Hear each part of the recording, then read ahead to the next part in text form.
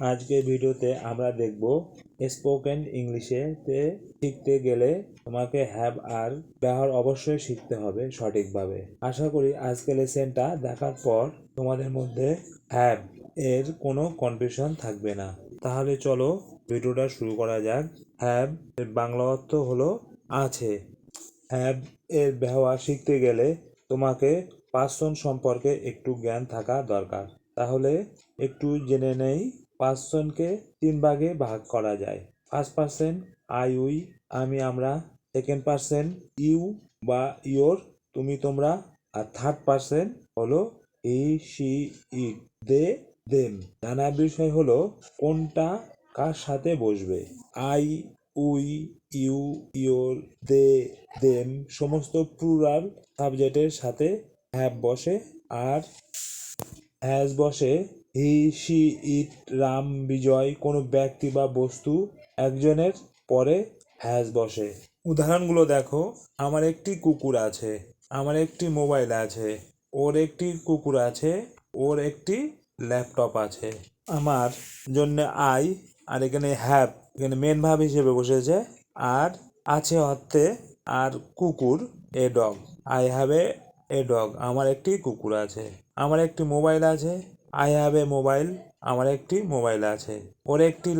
ওর একটি কুকুর আছে, তাহলে এটা হবে ওর, মনে করি একজন পুরুষ, এই জন্য হি, তারপর হির পরে হ্যাজ বসে, এ ডগ, ওর একটি কুকুর আছে।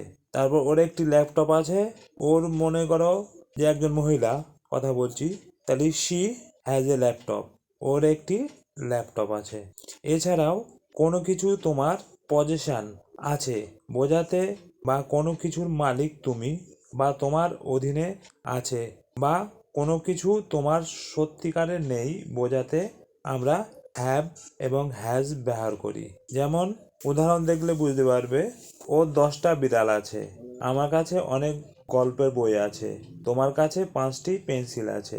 ওর 10টা বিড়াল আছে, তাহলে হি হ্যাজ 10 ক্যাটস। হি যেহেতু থার্ড পার্সন সিঙ্গুলার, তার জন্যে এর সঙ্গে হ্যাজ বসেছে।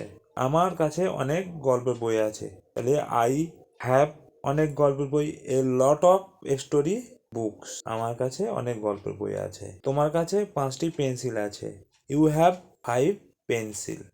এইভাবে বাক্য তোমাকে গঠন করতে হবে বা গঠন করতে হয়। এছাড়া আরেকটু জেনে নাও হ্যাভের সম্পর্কে। হ্যাভকে মেন ভার্ব বা মূল ক্রিয়া হিসাবে ব্যবহার করা হয় যখন এটি মানে হ্যাভ নিজেই বাক্যের প্রধান অর্থ বহন করে, অর্থাৎ রাখা, অধিকার করা, অভিজ্ঞতা হওয়া, খাওয়া, নেওয়া ইত্যাদি বোঝায়। একটা উদাহরণ দেখো। সুমনের একটি নীল গাড়ি আছে, তাহলে Suman third person, Suman has a blue car, সুমনের একটি নীল গাড়ি আছে। এই সেন্টেন্সগুলো দেখো।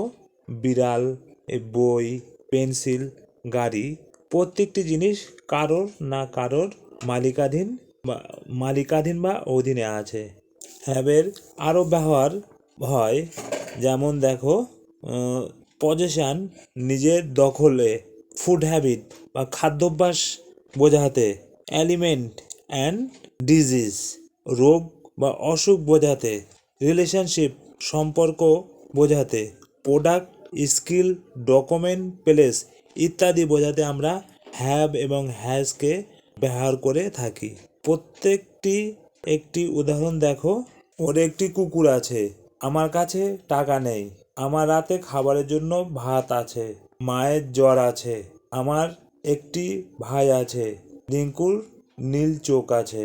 তাহলে ওর একটি কুকুর আছে হবে he has a dog.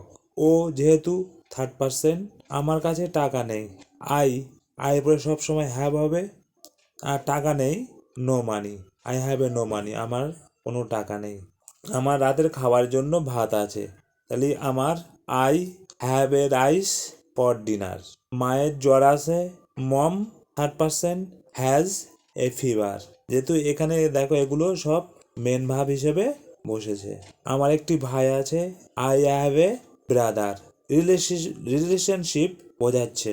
রিঙ্কুর has a blue আইস, রিঙ্কু যেহেতু থার্ড পার্সন সেই জন্য হ্যাজ আর তার অধীনে আছে বোঝাতে হ্যাজ বসেছে, তাই রিঙ্কুর নীল চোখ আছে। এইভাবে আমরা হ্যাভ বা হ্যাজকে ব্যবহার করে থাকি।